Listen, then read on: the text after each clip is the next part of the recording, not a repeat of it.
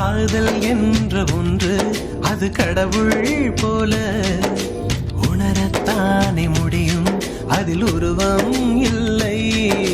காயம் கண்ட இதயம் ஒரு குழந்தை போல வாயை மூடி அழுமே, சொல்ல வார்த்தை இல்லை.